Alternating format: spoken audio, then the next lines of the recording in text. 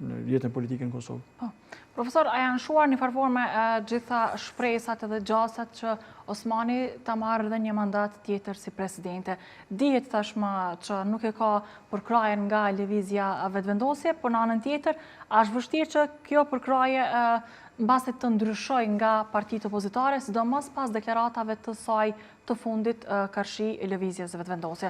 Sepse të njëjtat mbase nuk e kanë dëmtuar vetëm lëvizjen vetëvendosje dhe nuk e kanë paraqitur një realitet për këtë parti politike, por edhe për atë si presidente. Sidomos kur përmendi datën e zgjedhjeve, 28 dhjetorin, ku tha se prita diasporën, kur përmendi pjesën e shkeljeve kushtetuese, që tha se qeveria ka shkelur kushtetutën me 10 herë dhe në fakt i bie të mos ketë pasur reagim në kohën e dur, në kohën kur ka ndodhur këtë shkelje, por pak javë para se të njëjtës të përfundoj mandati. Do të thonë, ajo me këtë dëshmoj që është gjithçka është personale. S'ka të bëj asgjë me parimore, e thash edhe më herët e deklaroj që po të më propozonin për presidentë, çdo gjë do të shkonte në rregull, domethënë pavarësisht se sipas saj ka dikush agenda të rrezikshme, është dikush i rrezikshëm apo nuk është. Domethënë gjithçka duket jetë personale, qëndrimi vetëvendosjes është, nuk besoj që është që ta votojnë, madje as i listës guxo, këtu është pak kogja do thoja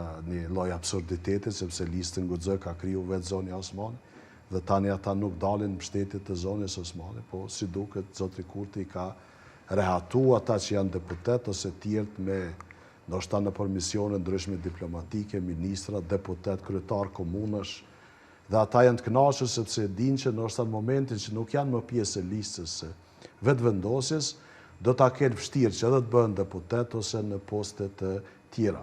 Vetëm mbështetja aktualisht që duket që ka zonja Osmani është nga një pjesë e konsiderueshme, jo nga të gjithë, e deputetëve të LDK-s, që nuk i mjaftojnë për të zgjedhur si presidente. PDK-ja në bazë nuk po përjashtohet, profesor, mundësia pra e ribashkimit, që përmendëm edhe pak më parë me profesor Çollakun, e bashkangjitis të Osmanit në LDK.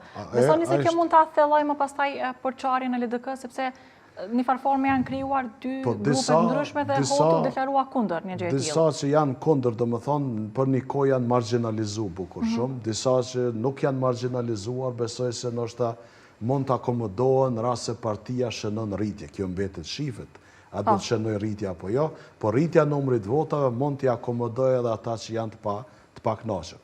Nga PDK-ja nuk duket që ka mbështetje zonja Osmani për shkak të kauzave që i ka pas të kaluar në mënyrën e polarizimit se si është bë presidente e kështu me radhë.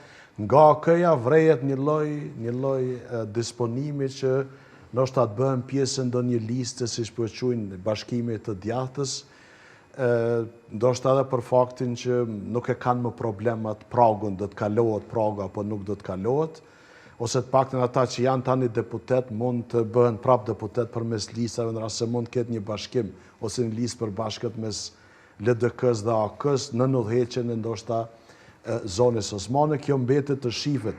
Sa do të marr vota? Do të marr vota vetëvendosjes, në rast se shohim ata që kanë dalë më herët nga vetëvendosja, nuk është që kanë marr vota vetëvendosjes.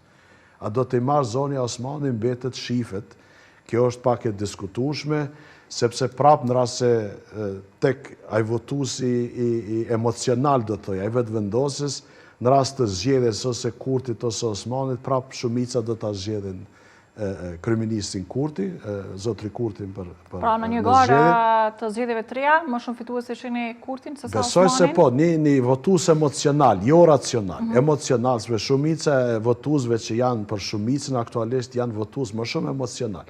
Nuk do donin që ta bënin këtë zgjedhje, ose, po me që ka ardhur puna deri këtu, sepse më nuk besoj që ata do të jenë në një listë, shumica për tyre do ta preferojnë Kurtin se sa zonën Osmani. Dhe mbas të kësaj, ndoshta nuk besoj që mund të çojë shumë vota LDK-s, po sado që mund të shtojë është një lloj lehtësimi për LDK-n, e cila është duke rënë bukur shumë. Ka edhe një krizë leadershipi aty që u vret edhe me kuvendin e fundit.